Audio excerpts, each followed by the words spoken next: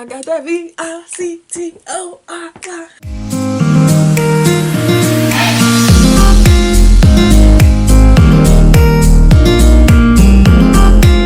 Hello, welcome back to my channel. My name is Cherie.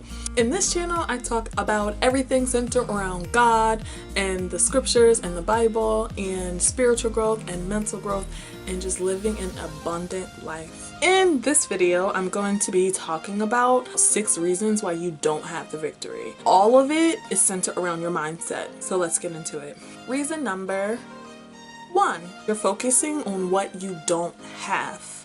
So if you're focused all on the negative, if you're focused on that half empty glass, then of course it's going to be hard for you to see any positivity in your life. You have to focus on this part that's half full. Sometimes I'll say to myself like, I don't have a husband, I don't have a family, but what do I have right now? I have a family who's healthy. I am healthy. I have a job. Most of my money is going to my student loans, and that makes me so angry sometimes, but I'm just like, well, at least I have money to pay off my student loans. Every time that I start to be upset over my student loans, I just snap out of it, and I'm just like, you know what? Be grateful that God gave you a job in order to pay for those loans.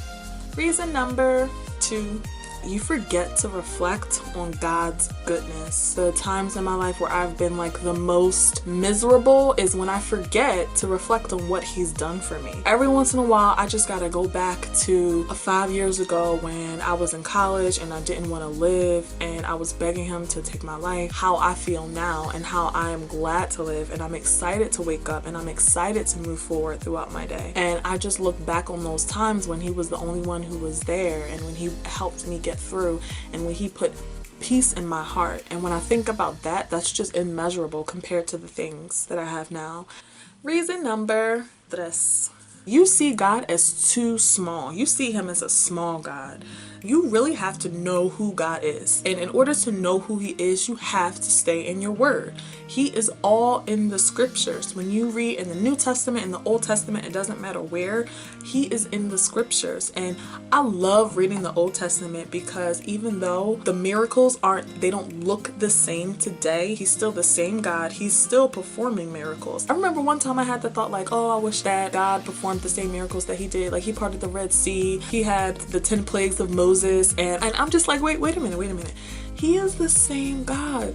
Like, even though He's not parting Red Seas, you know what's a miracle? This. And don't laugh because I have a small phone. It's cute though. Look, it's a little purse. That is a miracle right there. All of the technology that we have, all of the medication, all of the buildings, the doctors, and the knowledge that we have, that in itself is a miracle. And He is still the same God. Yesterday, today, and forever. Of course I read the New Testament too, but I feel like I've always kind of stayed away from the Old Testament just because I'm like, oh well, it's just history. I don't really like history, and like, how is that going to help me? Because the New Testament talks about how church is today and how I should live today, and the Old Testament can't help me because it's just about things that happened in the past. When I read in the Old Testament, I learn who God is and I learn His characteristics, and I'm just like, and it's just so mind-boggling to me. So just like the whole Bible, you have to stay in your word and you have to know who He is. Once you know who He is, the idea that you cannot fail and that you're going to win in the end, that just keeps getting stamped over and over and over, and then you'll start to have confidence and you'll realize how big of a guy He is.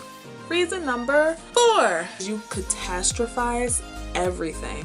And I'm raising my hand all the way up because I will catastrophize anything life throws at me. And I remember, like, I kid you not, I had this thought.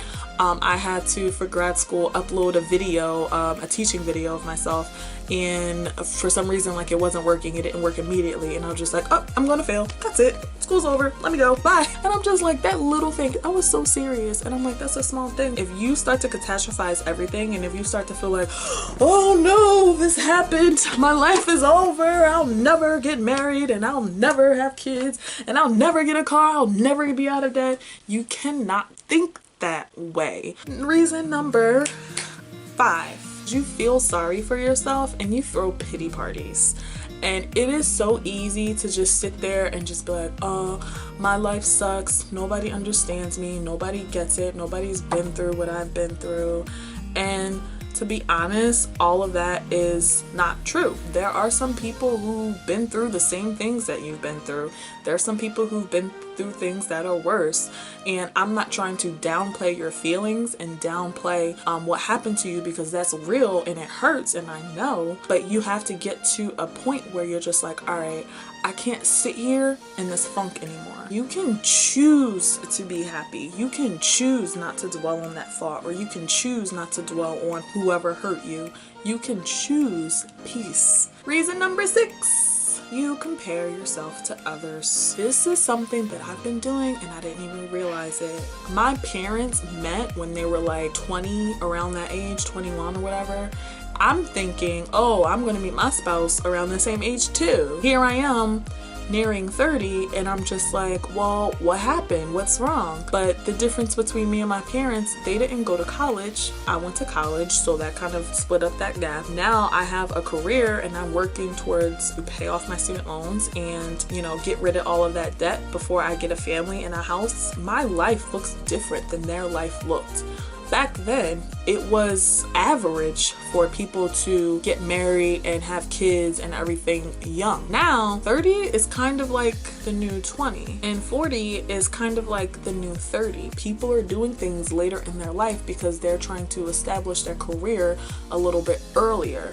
That's just what it's looking like now. People aren't having families as early, and I just had to kind of say to myself like, I can't sit here and compare myself to my parents because our lives are different. We're different people. It's different experiences. I can't even compare myself to people my age because I don't know what they've been through. They don't know what I've been through.